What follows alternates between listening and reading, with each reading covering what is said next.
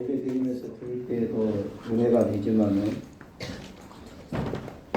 녹음해 놓은 것을 들으면 또 은혜가 더 될 때가 있더라고요. 찬양대가 참 우리 시골 교회 찬양대 치고는 수준급이에요. 네.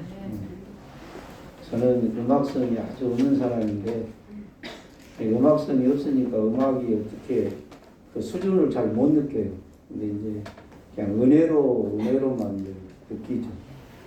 그래서 참 감사합니다. 오늘부터 교회력으로는 대림절입니다. 대림절은 한 4주 계속되면서 성탄절하고 딱 연결이 되어서 대림절이라고 그럽니다.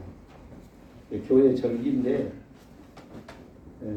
대림절의 의미는 몇 가지로 설명드릴 수 있습니다. 하나님의 아들이신 예수님이 육신을 입으시고 이 세상에 오시는 것을 세상에 밝히 전한다는 데 의미가 있습니다.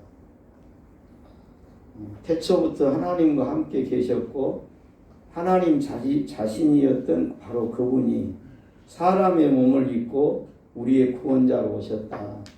그걸 증거하는 의미를 둡니다. 우리 개개인은 이 예수 그리스도를 기쁜 마음으로 내 마음에 모시는데 집중하는 절기이기도 합니다.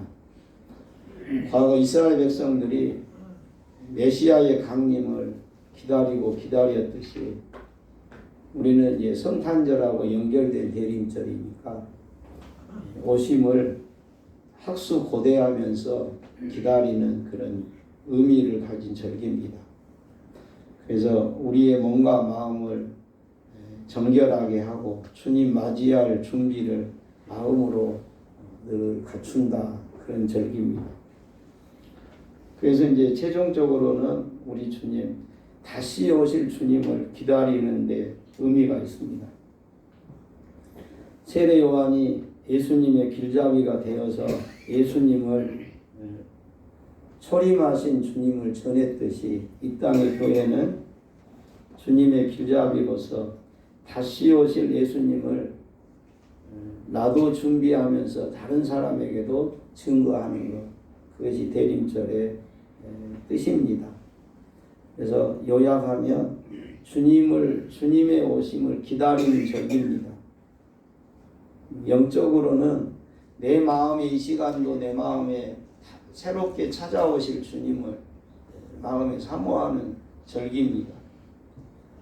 그래서 이 주님을 내 마음에 모시기 위해서 주님 모시기 합당치 않는 내 마음의 것들, 삶의 모습들을 회개하고 또 내 자신을 돌이켜보는 기간입니다. 그래서 대림절은 회개 시간이기도 하지만은 또 다른 한편 부푼 기대와 설렘을 갖게 만드는 절기입니다. 이 시간도 영적으로 내 마음에 주님이 오신다 생각하면 이것처럼 감격스러운 일이 어디가 있겠습니까? 그래서 나 같은 사람의 마음에 주님이 찾아오신다면 내 마음이 어떻게 주님을 맞이할까 생각을 하는 것이죠. 그래서 참 때를 따라서는 내 마음이 한량없이 크고 넓을 때도 있지만 또 어쩔 때는 내 마음처럼 옹졸하고 또 협소할 때가 없다 하는 것을 내 생활에서 내가 깨닫죠. 참 내가 나를 봐도 내 마음이 참 옹졸하다, 그런 생각을 갖게 됩니다.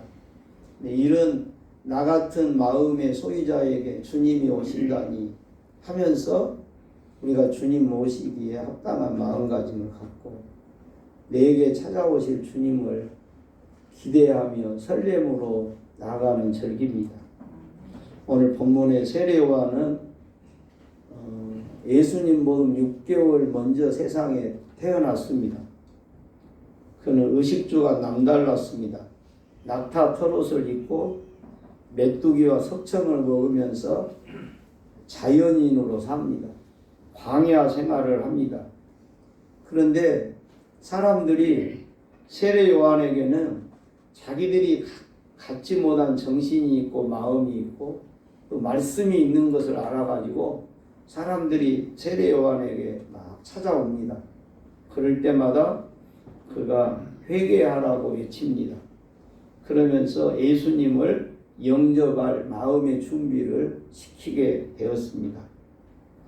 세례 요한 본인도 메시아를 기다렸지만 메시아이신 주님이 오셨을 때 최고의 겸손과 존경심을 가지고 예수님을 다른 사람에게 소개를 합니다. 하늘로부터 오시니다. 세상 죄를 지고 가는 하나님의 어린 양이다. 나는 그분의 힘들 매를 풀기도 감당치 못한다. 그는 흥하여야 하겠고 나는 쇠하여야 하리라. 그렇게 예수님을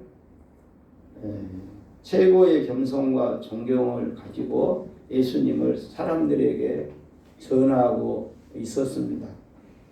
그러다가 어느 날 문제가 생겼습니다. 그가 유대왕 헤롯 안티파스가 그의 동생이 로마로 여행을 하고 없는 동안에 자기 동생의 아내와 불륜을 맺습니다. 불륜 관계를 맺어요.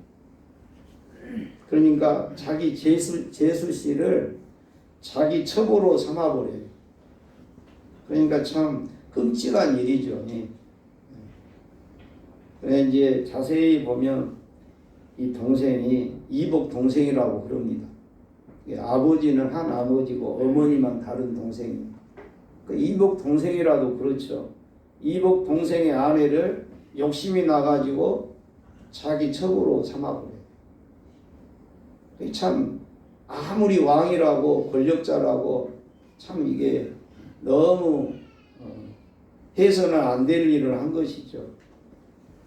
그런데 누구 하나 이것을 말할 수가 없어요. 말을 하면 바로 붙잡혀서 목이 달아나갈 판이니까 누가 말도 못하는 거예요. 그런데 이때 세례 요한이 그 소식을 듣고 가만히 있을 수가 없어요. 그래서 솔직하게 책망과 비난을 합니다. 그러니까 세례 요한이 안전할 리가 없죠.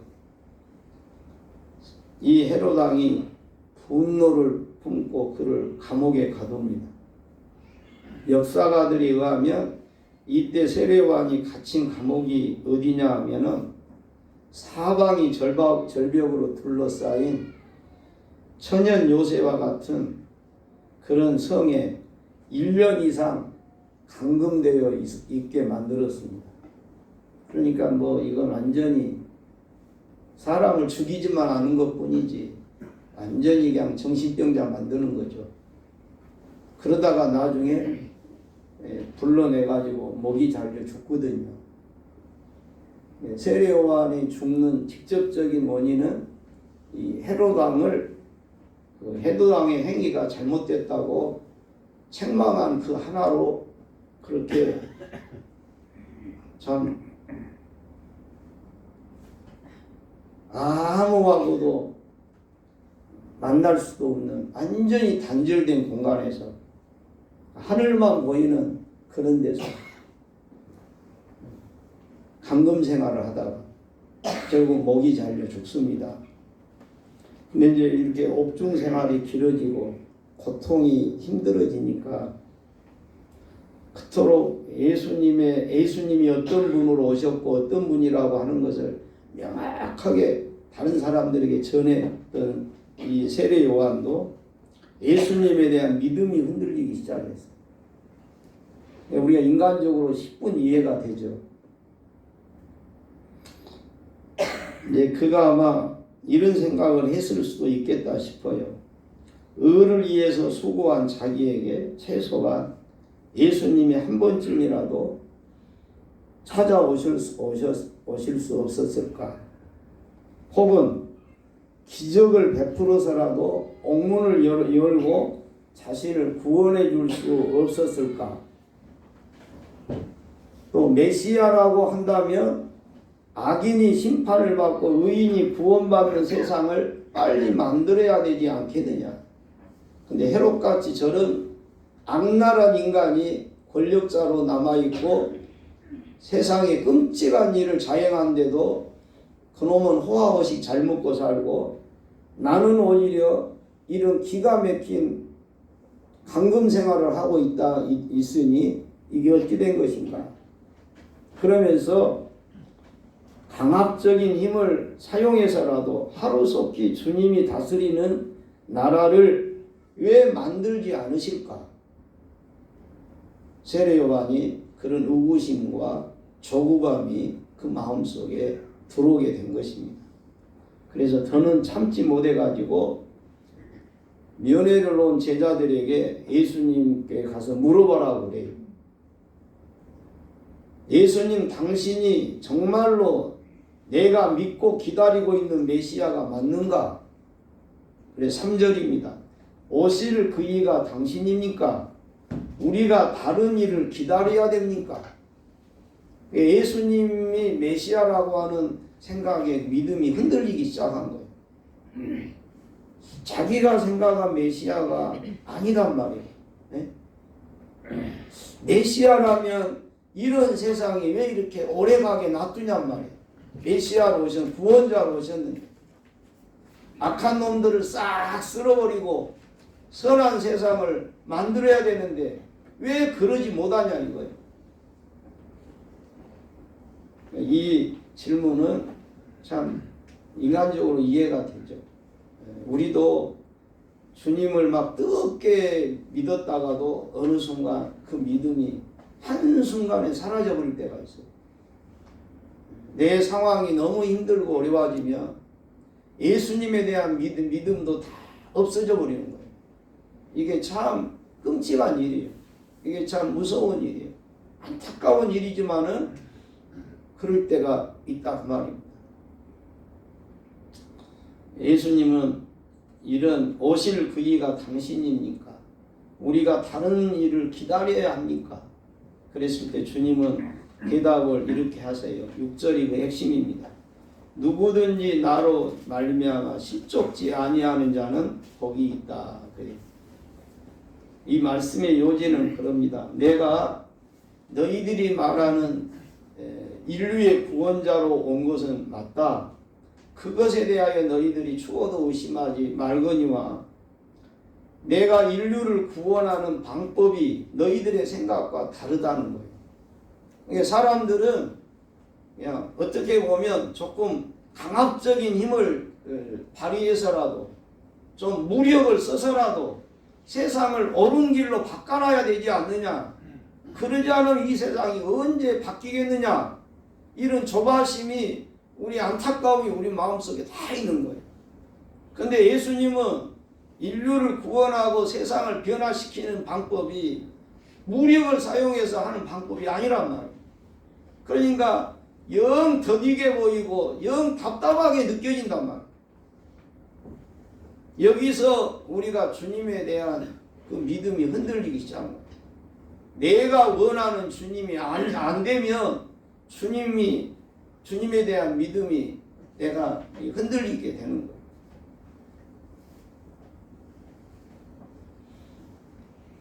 그러면서 주님이 내가 인류를 구원하려고 하는 이 방법까지도 너희들이 깊이 신뢰해야 된다.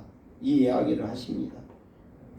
어떤 일을 당하든지 어떤 형편에 처하든지 예수님에 대해서 흔들리지 않는 믿음, 흔들리지 않는 신앙, 예수님의 사역과 그 방법에 대하여 철저하게 신뢰하는 이 사람이 복이 있다. 이렇게 말씀을 하셨던 것입니다. 누구든지 나로 말미암아 실족하지 않은 자, 넘어지지 아니하는 자는 복이 있다. 그런데 우리 역시 요한과 똑같이 인간적인 약점을 가지고 있죠.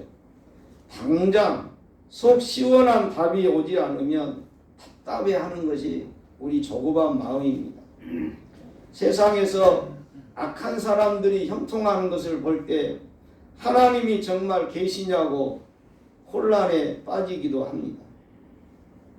우리가 예수님을 믿다가도 실족하고 넘어져 버리는 이유를 한 3가지 정도 제가 찾아봅니다. 첫째는 내 기대를 예수님이 충족시켜 주지 않을 때 예수님을 따르다가 예수님을 믿다가 예수님을 이제 믿음이 흔들리고 믿음에서 떠나게 됩니다. 내가 기대했던 일을 예수님이 해주시지 않을 때 내가 주님을 떠난다는 것입니다. 그러니까 이것은 순전히 예수님에 대한 믿음에 대한 그릇된 생각이고 편견이고 오해인 것입니다. 두 번째 실족하는 원인은 우리가 예수님께 나아가는 것이 예수님 자신을 만나고 예수님 그분 자신을 우리가 모시는 것이어야 되는데 그분을 믿음으로 받게 되는 어떤 복에 초점을 맞추다 보면 우리가 어떤 상황이 안 좋아지면 예수님을 떠나게 되는 것입니다. 이것은 이제 저도 어렸을 때 많이 해본 것인데 엄마가 5일장에 장을 가십니다. 그러면 꼭 오실 때는 당신은 안 먹어라도 우리 주려고 풀빵이라도 사오세요. 그럼 장바구니에 어김없이 풀빵이 나오거든요. 그러니까 우리는 어머니가 5일장에 간 날이면 엄마를 기다리는 것이 아니라 풀빵을 기다리고 있는 거예요. 그러니까 참 우리가 철이 없을 때니까 그것도 다 이해가 되지만은 우리가 신앙생활 할 때도 늘 예수님을 믿음으로 예수님을 믿는 그 결과로 내게 오는 축복을 거기다 초점을 맞추고 가면 계속 복이 쌓이고 은혜가 넘치고 내 소원이 성취되고 기도가 응답이 되고 내 문제가 해결되고 예수를 믿음으로 그 일지월장 모든 것이 만사 형통하게 되면 그때는 예수님을 믿는데 아무 문제가 없어요. 그런데 예수님을 믿어도 때를 따라 기도 응답도 없고 소원도 이루어지지 않고 그러면 예수님을 믿다가도 예수님을 인해서 내가 실족하고 넘어진다. 근데 주님은 우리에게 어떤 믿음을 요구하시냐면 예수님을 믿는 그 결과로 얻는 복을 너희들이 초점을 거기다 두지 말라. 예수님 당신에게 초점을 두라는 거예요. 그러니까 어린 자녀가 우리 어머니가 더 귀해야지 어머니가 사온 풀빵이 더 귀해서 되겠느냐 말이에요. 그러면은 그날은 어머니가 풀빵을 안 사온 날도 있어요. 장애가 또. 그러면 대실망입니다. 그러니까 가만히 생각하면 엄마 보던 풀빵이 더 내게는 귀한 것이 되버려요. 이게 굉장히 어리석은 거예요. 이게 참 못난 생각이에요. 우리가 예수님을 믿을 때도 그럴 때가 많다는 거예요. 그러면 우리는 언젠가 걸려 넘어진다는 거예요.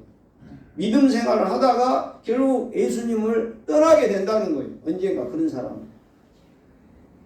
우리는 주님 그분 그 자체 그분이 내게 귀한 거예요. 예수님께 초점을 둬야 우리가 실족하지 않는다는 것이죠. 그리고 우리가 다 연결된 말이지만 우리의 이해를 초월한 일들 앞에 마주했을 때 그걸 내 이성으로 지나치게 해석하려다가 보면 믿음도 사라지게 됩니다. 왜 하나님은 이렇게 하실까? 하나님은 사랑의 하나님이시다면서 왜 나에게 고난을 허락하신 것일까? 나는 도무지 이해 못하겠다. 이렇게 내 머리로 이해되지 않는 하나님에 대하여 언짢게 여기면 결국 그 사람은 믿음에서 떠나게 돼요. 우리가 좀 겸손할 필요도 있고 또 진지할 필요도 있는 것이 뭐냐 하면 주님이 내 머리로 다 이해된다면 주님이 나보다 더 적어야 되는 거예요. 모든 면에서 지식도 적어야 되고 모든 면에서 나보다 더 열등해야 내 머릿속에 집어넣을 수 있는 거예요. 그러나 주님은 그런 분이 아니세요. 믿음은 도약이라 그럽니다. 우리가 예수님께 그냥 뛰어 들어가는 거예요. 뛰어 들어가서 예수님 안에 머무르면서 예수님 안에서 내 믿음이 점점 자라고 이해의 폭이 넓어지는 것입니다. 그런데 끝까지 예수님 안에 도약해서 뛰어 들어가지 않고 내가 예수님을 내 머리로 예수님을 이해하려고 하면 결국 어느 때인가 이해 안 될 때가 와요. 이해 안 되면 더 이상 예수님을 믿을 수도 없고 따른다고 말할 수도 없게 되는 것입니다. 우리는 주님을 믿을 때 나보다 나를 더 잘하시는 주님, 나보다 나를 더 사랑하신 주님에 대하여 추워도 의심이 없어야 돼요. 이 세례요한처럼 이렇게 자기 신세가 너무 힘들어지니까 믿음이 흔들리는 건 이게 인지상정이에요. 어떤 사람도 흔들리게 돼 있어요. 그럴 때라도 우리가 정신을 바짝 차려서 주님을 붙들어야 돼요. 주님을 바라봐야 돼요. 주님을 잃어버리면 안 된단 말이에요. 근데 환경이 너무 크고 주님은 안 보이고 그래서 환경과 함께 내가 넘어져 버려요. 그래서 주님은 무리를 향하여 묻습니다. 너희가 무엇을 보려고 광야에 나갔더냐? 너희가 어찌하여 나갔더냐? 흔들리는 갈대를 보기에 갔더란 말이냐? 옷 잘 입는 사람을 만나기에 갔단 말이냐? 저와 여러분이 오늘 교회에 나오면서도 여러분 이 물음을 우리 스스로 던져봐야 돼요. 너희가 뭘 보려고 교회에 오늘 갔더냐? 옷 잘 입는 사람 구경하러 갔더냐? 청중이 대답합니다. 우리는 선지자를 만나러 갔습니다. 이 말은 이런 말이 돼요. 나는 목사의 설교를 들으러 왔습니다. 그랬더니 주님이 그래요. 그것도 좋은 일이다. 칭찬을 하세요. 그러나 너희가 세례 요한을 보는 것으로 끝나버리면 그래서 결국 예수님에게 이르지 못한다면 이건 안타까운 일이라는 말씀을 하세요. 세례 요한이 아무리 훌륭해도 예수님의 오심을 예비하는 자일 뿐 사람들을 회개시켜 메시아요 구원자신 예수님을 영접하도록 도와주는 역할을 하는 것뿐 그것에 머물러 버리면 안 된다는 거예요. 예수님을 바라볼 줄 알아야 된다는 거예요. 여러분이 교회에 나오시면 정말로 여러분의 마음 중심에 초점에 예수님을 만나기 위해 교회에 나오셔야 돼요.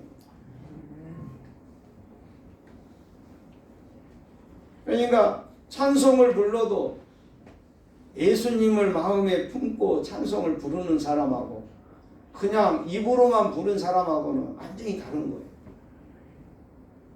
우리의 초점은 예수님이어야 한다는 것입니다. 아멘. 그래서 11절에 그래요. 내가 진실로 너희에게 말한다. 여자가 낳은 자 중에 세례 요한보다 큰 이가 일어남이 없다. 그러나 천국에서는 극히 작은 자라도 그보다 크니라. 이 말씀은 예수님을 증언했던 세례 요한까지도 참 훌륭한 사람입니다. 아무도 그 앞에 나설 수 없는 사람 없었는데 세례 요한은 헤롯의 잘못을 지적할 줄 아는 정도가 됐으니 얼마나 사람이 담대하고 용기가 있는 사람입니다. 그리고 보통 사람들은 사람이 오면 듣기 좋은 소리 하고 보낼 것인데 막 회개하라 이놈들아, 회개하지 않으면 너희들은 심판의 벌을 받을 것이다 막 그러거든.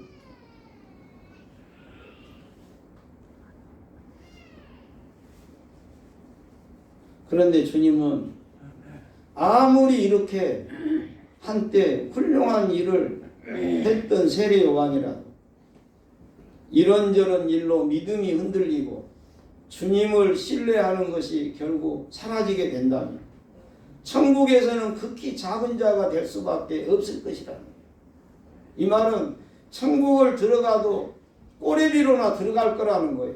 아슬아슬 들어갈 거라는 거예요. 오히려 아주 미약한 사람처럼 보여도 예수님을 굳건하게 붙들고 끝까지 넘어지지 않는 사람은 천국에서 큰 자가 될 것이다. 천국을 1등으로 들어가게 될 것이다. 아멘.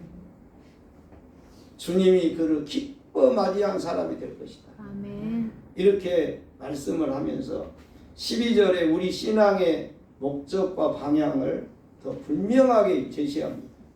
세례 요한의 때부터 지금까지 천국은 침노를 당하나니 침노하는 자가 빼앗느니라.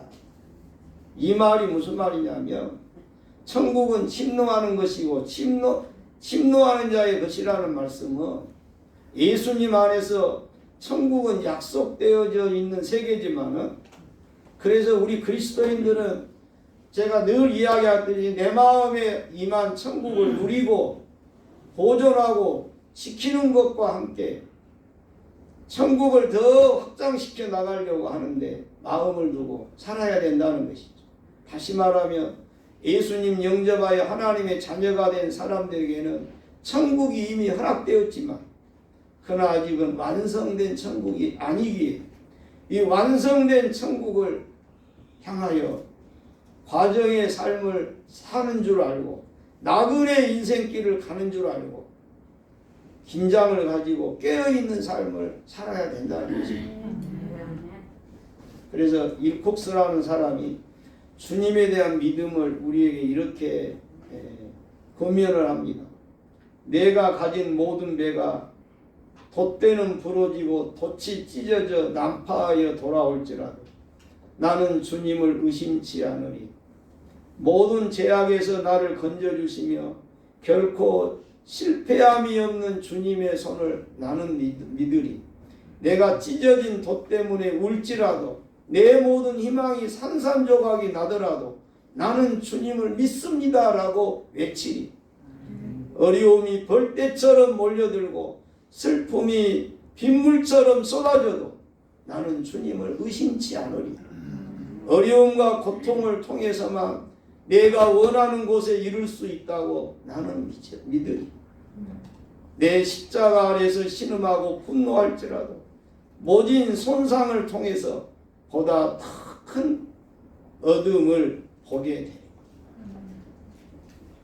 그래서 오히려 역으로 치열한 싸움을 싸우고 삶이 힘들고 고달플수록 믿음의 그 불을 태우라는 거, 믿음의 끈을 놓지 말라는 거예요. 근데 오늘날 많은 사람들이 마음이 정신이 약해져 가지고 조금 어려우면 믿음이 넘어지는, 조금 힘들면 믿음을 가장 먼저 포기 대상으로 삼는다. 저와 여러분이 이렇게 예수님을 믿고 주일날 매 교회 나오다가도 내가 살다가 힘이 들면 제일 먼저 고려하는 것이 뭐냐? 다음 주부터 교회 나가지 말아볼까? 여러분 그런 정신을 가지고 그런 믿음을 가지고 가면 결국 천국에 못 들어간다는 걸 아셔야 돼요. 아멘.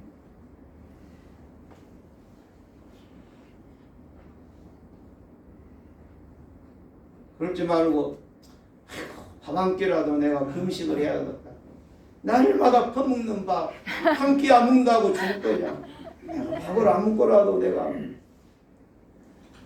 뭔가 생각을 좀 해보고 정신을 가다듬어보고 뭔가 어디서 무엇이 잘못됐는가 좀 찾아보고 그렇게 나가야지. 힘들면 제일 먼저 고려할 거예요. 교회는 나가지 말아볼까? 제일 먼저 교회를 안 나간다고. 그럼 안 나가면 뭐 누구 좋아하라고. 그래요 우리가 모자란 생각을 한다는. 견월망지라고 하는 사자성어가 있어요. 달을 가리키는 손가락을 잊어버리라는 거예요. 정작 손가락이 가리키고 있는 달을 바라봐야 하는 것이지. 손가락 가리키고 있는 달을 가리키는 손가락을 보고 저 손가락이 굽었니 짧았니 매니큐어를 발랐니 말았니 달을 쳐다보라고 손가락이 지금 있는데 그러다가 끝나버리면 그게 말이 안 된다는 거예요. 달은 여기서 예수님을 비유하는 거예요. 예수님을 가리키는 손가락은 뭐냐? 예수님 앞서 오신 모든 선지자가 예수님 가리키는 손가락이에요. 우리가 구약 성경의 많은 선지자와 그분의 말씀들은 다 예수님을 가리키고 있어요. 저는 더 나아가 인류의 성인이요 스승이라고 일컫는 석가모니도 공자님도 다 예수님을 가리키고 있는 손가락이었다. 그렇게 여러분들에게 말씀드리고 싶어요. 그 공자님이 그러죠. 순천자는 흥하고 역천자는 망한다. 공자님이 하나님을 가리키는 손가락으로 오신 거예요. 근데 사람들이 공자님으로 그냥 끝나버린다. 우리는 예수님에게 이르러야 해요. 천국에 이르러야 된단 말입니다. 자연이나 사람이나 사건이나 종교나 교리나 심지어 우리가 예수 믿고 문제가 해결되고 소원이 성취되고 기도 응답을 받았다고 해도 그건 역시 예수님이 아니에요. 예수님을 가리키는 손가락에 불과한 거예요.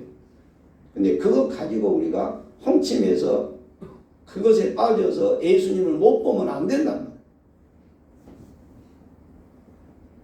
우리의 못난 모습들 때문에 주님을 바라보는 마음과 믿음을 우리가 놓쳐버려서는 안 될 것입니다. 아멘. 믿음의 주요 온전케 하시는 이인 예수를 바라보자. 아멘. 그럽니다. 우리 교인들끼리 만남 속에도 예배와 예식에도 찬양과 모임에도 성경 공부에도 봉사와 헌신 속에도 항상 내 초점은 예수님께 있어야 돼요. 아멘. 그래 내가 봉사하면서도 내가 실족하지 않아요. 세상에서 내가 돈을 벌면서도 예수님에게 최종 초점을 두어야 내가 실족하지 않습니다. 여기에 진정한 우리 그리스도인의 영성이 있고 내 신앙의 목표와 목적이 있는 것입니다. 예수님은 우리 믿음의 유일한 대상이고 하나님 나라는 예수님에 대한 믿음의 결과로 주어지는 복인 것입니다. 그래서 여러분들이 나중에 죽음의 순간을 맞이할 때라도 내가 죽음의 길을 가면 무서운 사자가 나타나기도 한답니다.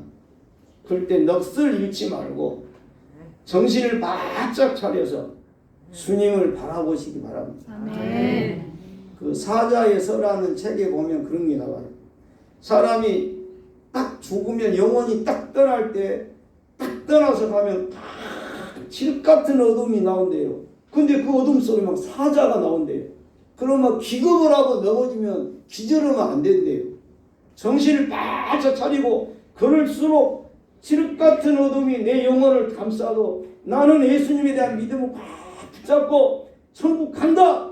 딱 믿음을 갖고 가면 그 칠 같은 어둠이 순간에 사라지고 대낮같이 밝은 세계가 나온대요. 아멘. 그래 천국에 이르대. 아멘. 그러니까 우리가 마지막 순간에도 놓쳐버리지 말아야 될 것은 예수님이에요. 있습니까? 아멘. 예수님 꽉 붙잡고 가셔야 돼. 나중에 아멘. 천국 갈 때, 아멘. 죽을 때.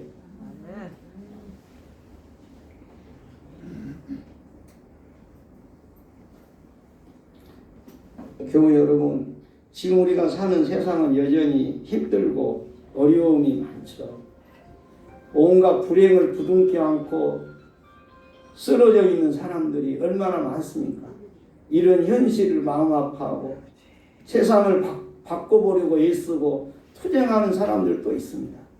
그러나 세상이 뭐 이따위야, 내 인생이 뭐 일이 안 풀려, 하나님이 없는 거 아니야 하며 믿음에서 실족하지 않는 성도 여러분들이 되시기를 바랍니다. 아멘. 현실 세계에 갇혀서 하나님 나라를 지향하는 삶을 외면하고 놓쳐버리지 않기를 바랍니다.